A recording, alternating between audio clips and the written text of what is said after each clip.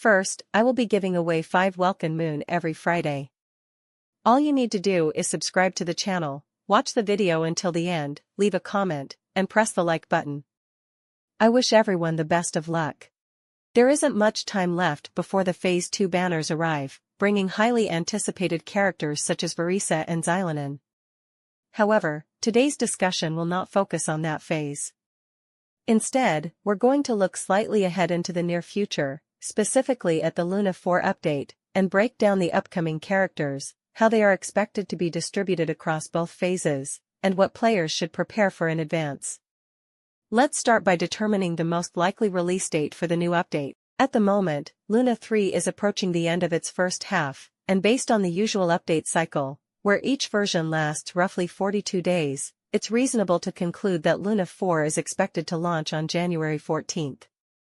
At that exact moment, the banners for the officially announced new characters should go live, marking the beginning of a major shift in the game's direction.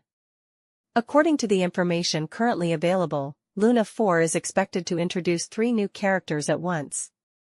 The first half is highly likely to feature the Dark Moon Goddess, Columbina, alongside Zebai and Aluga. Some players may wonder why these characters are expected to appear in the first phase, and the explanation is actually quite simple. Columbina is widely considered a replacement for the Archons, and characters of this narrative and mechanical importance have traditionally been released during the first half of major updates. Meanwhile, the second half of Luna 4 is expected to coincide with the Lantern Rite event. Because of that, it would be the most thematically appropriate time to release the third officially announced character, Zebai. As an Adeptus from Liyue, her debut during Lantern Rite would align perfectly with both the story and the atmosphere of the event. That said, this isn't the only possible scenario. Aluga is rumored to be a 4-star Geo support character, and there's still a chance that her release could be delayed to the second half instead. If that happens, she may appear alongside the so-called White Horse, a character expected to be a Geo damage dealer. This setup would make sense from a team building and elemental balance perspective, so it remains a possibility worth keeping in mind. After covering the new characters, we move on to another equally exciting topic, rerun banners. Looking at the list of characters who haven't received a rerun in quite some time, the return of the mechanical maid Anefa seems increasingly likely. 3 full versions have already passed since her original release, which places her well within the typical rerun window. While the same logic might suggest that Skirk should have returned earlier, past banner performance indicates that Anefa currently has a stronger chance of making a comeback. On top of that, there is clear competition for another rerun slot between 2 extremely popular characters. One is a massive Hydro Dragon with overwhelming presence, and the other is a Cryo Spear user from Escoffier.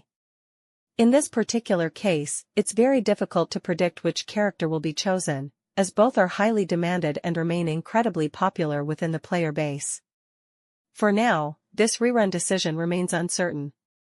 Now, beyond Luna 4's banner structure, there are even bigger surprises coming from the leak side of things, starting with Sandrone. Until very recently, most players firmly believed that Sandrone would be introduced as a Geo character.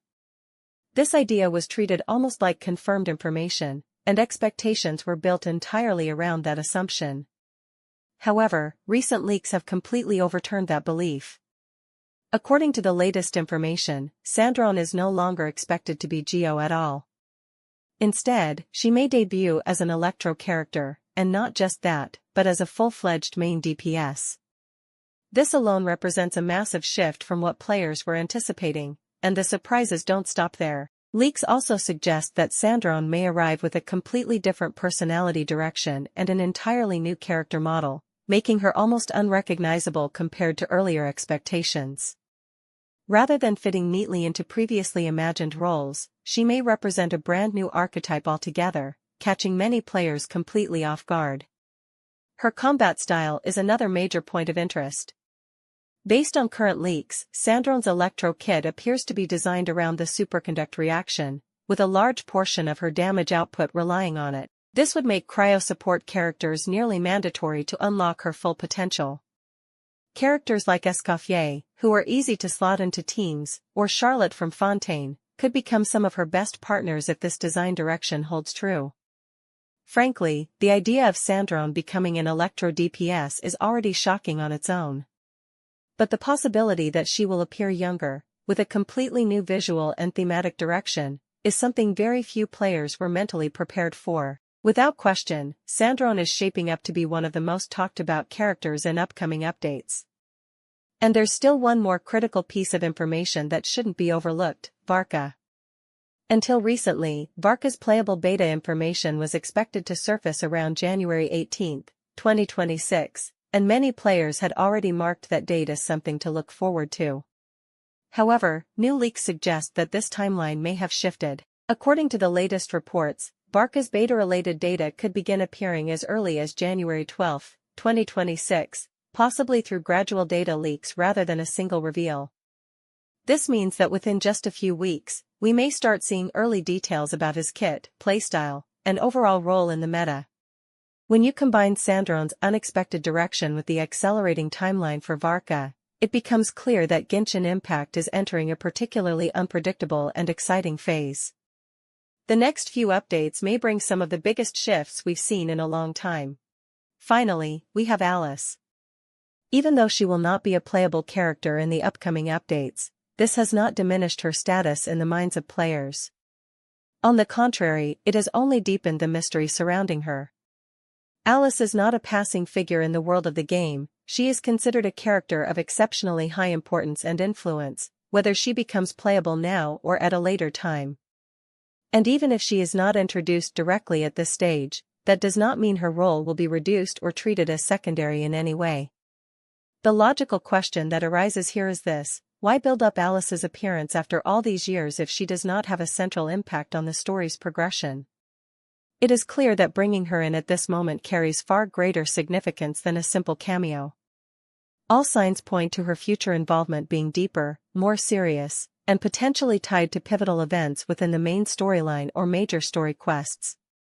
The information currently circulating suggests that we are approaching a phase filled with tension and escalation, where Alice is expected to be part of decisive confrontations, and possibly direct conflicts with dangerous forces or new entities that could shift the balance of events. This kind of presence is reserved only for characters with real narrative weight, reinforcing the idea that Alice is being prepared for an exceptional role, both on a story level and within the world as a whole. Therefore, her temporary absence from the list of playable characters should not be interpreted as exclusion, but rather as a carefully planned waiting phase. Alice's appearance is inevitable, but it requires the right timing, one that matches her scale and influence.